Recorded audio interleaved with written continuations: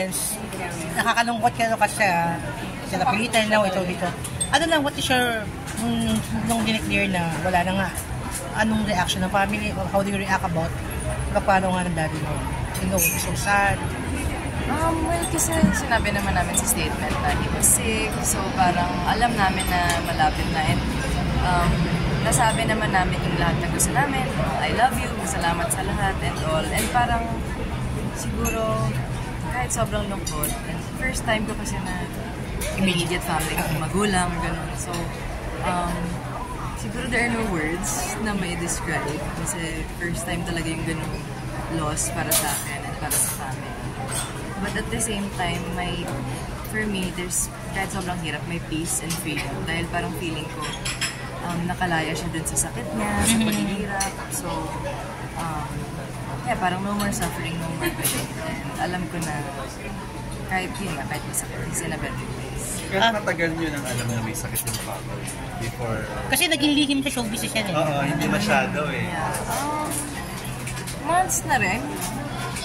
Hindi ko nagkikwento anong specific. Pero ilang months na rin. Ilang months siya rin. Okay. How you will describe him as a dad, as a father? Sobrang bigo, sobrang protective, stage father. Hindi kami yung masyadong words in terms of like, I love you, I miss you. Pero nandyan siya palagi. Love language niya, acts of service. So, kunyari, nasa labas siya, iisipin niya anong pagkain gusto ko. Or kunyari, sasabihin ko, gusto ko yung chocolate. Bibili siya ng sobrang dami. As in, like, OA naman, like, ganun siya yung maalala niya kung ano gusto mo. And then, syempre, nung nag-showbiz ako, gusto niya malaman lahat ng update. Tapos, naalala ko yung first taping day ko ng Batang Quiapo. Natid pa niya ako sa kotse. Parang first day of school. So, ganun siya. And sa friends niya, syempre, my gosh, first and second night dito, punong-puno, parang sobrang overwhelmed. So alam namin na that was the kind of person he was, na sobrang loved. Your dad is... nabanggit ni Jaime Fabregas na muling time daw niya nakausap ang dad was actually nung hinabilin ka sa kanya. Yeah. So, how did Jaime Fabregas first approach you? Kasi nga hinabilin ka, sinabi ba niya na, hinabilin ka ng tatay mo sa akin? Actually, kasi I think when nung nagkita sila, we were working together.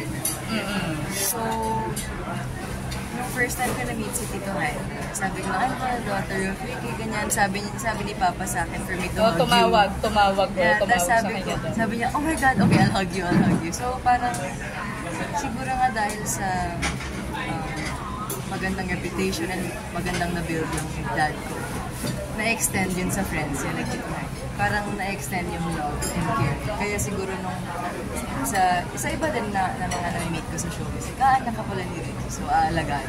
So parang na-extend yung care. The last time... Advices mo na ibinigay ng father mo sa'yo bago ka pumasok sa Batang Quiapo. Remember yung natatandaan?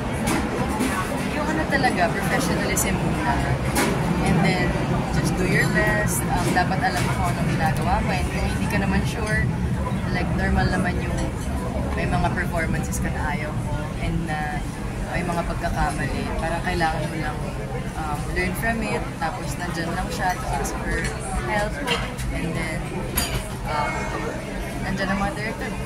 Ask for help. And you can ask for help. You know, your dad is very proud of you. The last time I talked to him, I think sa week ni Mother TV, nabanggit niya na proud siya sa'yo. Ano lang reaction about that when you enter the business? Kasi yun nga, like I said kanina, hindi siya masyadong yung papuri. Like, oh, ang galing-galing mo. Like, proud na proud ako sa'yo. Pero siguro nafe-feel ko dahil yun nga sinasabi ng mga friends and the way he acts na excited niya kung panoorin and all that. So, siguro now that especially that he's gone, mas na-treasure. Pero alam ko na yun ever since, kahit hindi niya sabihin.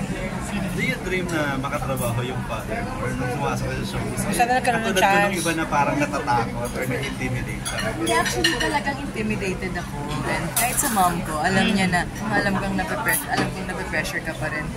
O ngayon, kasi since baguhan pa lang ako.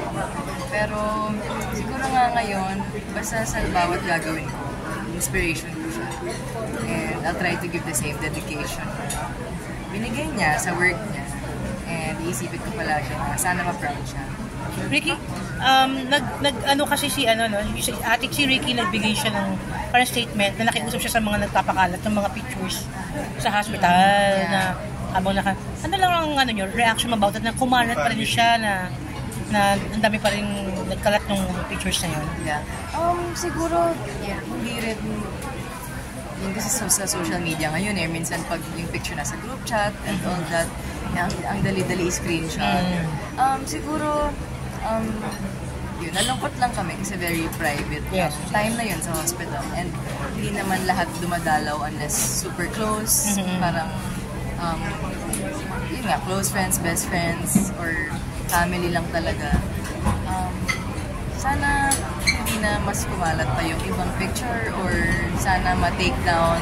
And sa mga ibang situation na to, sana hindi na maulit sa ibang artist. Yeah. So, syempre, mahirap na nga yung grieving process and mas mahirap pa kung may mga ganong instances. Pero ano yung greatest lesson na natutunan mo from your dad? Just be a good person. Treat everyone with respect. Parang, di ba, sobrang galing niyang artista and director and all of that. Pero nakikita ko ngayon, pag may mga lumalapit na friends, ang naaalala nila is your dad was always there. He was such a good person. So, syempre, despite the talent, that alam na natin na nandun sa kanya, it's really yung heart. Importante sila. Tuloy-tuloy na ba yung pag-show after Batang Quiapo, may mga follow-up projects ka na ba? Kasi napansin din yung galing mo sa Batang Quiapo. Hi, thank you. Well, after that, we premiered yung Fatherland. I got to work with Director